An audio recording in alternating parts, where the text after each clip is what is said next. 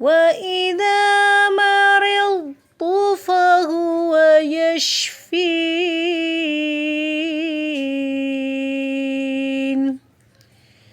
السلام علیکم ورحمۃ اللہ وبرکاتہ۔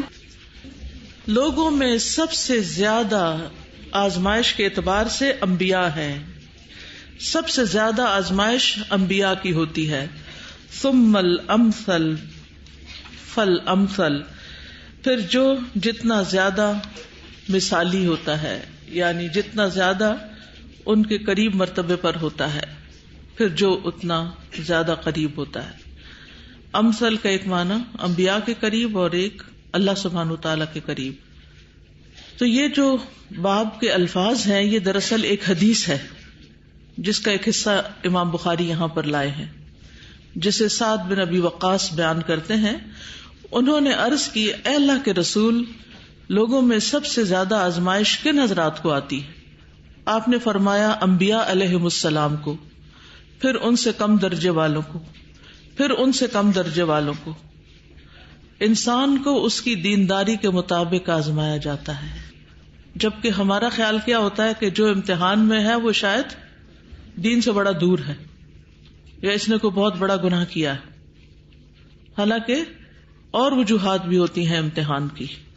عبداللہ کہتے ہیں کہ میں رسول اللہ صلی اللہ علیہ وسلم کے پاس حاضر ہوا، عبداللہ بن مسعود ہیں یہ، اور آپ بخار میں مبتلا تھے۔ میں نے کہا اللہ کے رسول، آپ کو تو بہت شدید بخار ہے۔ فرمایا جی ہاں، مجھے اتنا بخار ہے یا مجھ پر اتنی تکلیف ہے جتنی تکلیف تم میں سے 2 آدمیوں کو ہوتی ہے۔ 2 لوگوں کی تکلیف کے برابر تکلیف، سوچئے کتنی شدید ہوگی۔ میں نے کہا یہ اس وجہ سے کہ آپ کے لیے 2 اجر ہیں؟ فرمایا ہاں۔ کہا اسی طرح ہے، یعنی جو تم سوچ رہے ہو، کوئی مسلمان ایسا نہیں جسے کوئی تکلیف پہنچے ایک کانٹے کی یا اس سے کچھ بڑھ کر، مگر یہ کہ اللہ سبحانہ تعالیٰ اس کی وجہ سے اس کے گناہوں کا کفارہ کر دیتے ہیں، جس طرح درخت اپنے پتے جھاڑ دیتا ہے۔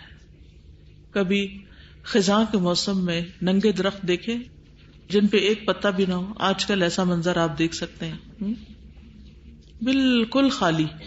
تو ایسے ہی بیمار شخص جو ہوتا ہے وہ بھی گناہوں سے بالکل خالی ہو جاتا ہے۔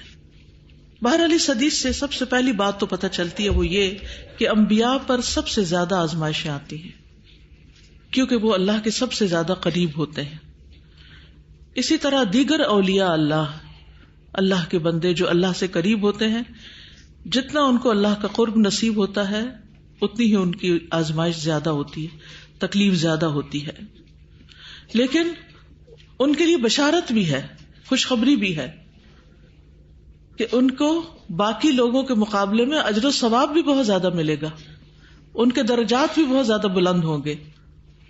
ایک روایت کے مطابق انبیاء کے بعد علماء اور نیک لوگوں کی آزمائش زیادہ ہوتی ہے۔ ابو سعید رضی اللہ عنہ سے مروی ہے کہ وہ رسول اللہ صلی اللہ علیہ وسلم کے پاس آئے، آپ بخار کی حالت میں تھے، آپ پر چادر تھی، انہوں نے اپنا ہاتھ چادر پر رکھا اور کہا اللہ کے رسول آپ کا بخار تو بہت زیادہ سخت ہے۔ آپ نے فرمایا بے شک ہمارا حال اسی طرح ہوتا ہے، یعنی انبیاء کا، ہم پر آزمائش بہت سخت ہوتی ہے اور ہمیں اجر بھی دگنا دیا جاتا ہے۔ پھر انہوں نے پوچھا اے اللہ کے رسول صلی اللہ علیہ وسلم، لوگوں میں آزمائش کے لحاظ سے سخت کون ہے؟ آپ نے فرمایا انبیاء۔ کہا پھر کون؟ فرمایا علماء۔ کہا پھر کون؟ فرمایا نیک لوگ۔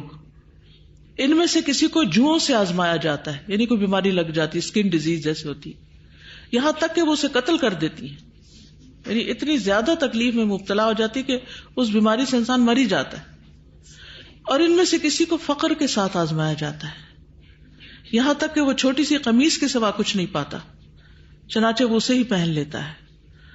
اور ان میں سے کچھ لوگ آزمائش پہ بہت خوش ہوتے ہیں بنسبت اس شخص کے جو کچھ دیے جانے پہ خوش ہوتا ہے، کہ اس کو کچھ ملا تو اس پر اتنا خوش نہیں ہوگا جتنا اللہ تعالیٰ کے امتحان پر وہ خوش ہو جاتا ہے۔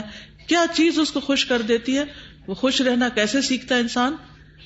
کہ اجر بڑھ رہا ہے، اجر میں اضافہ ہو رہا ہے، گناہ جھڑ رہے ہیں۔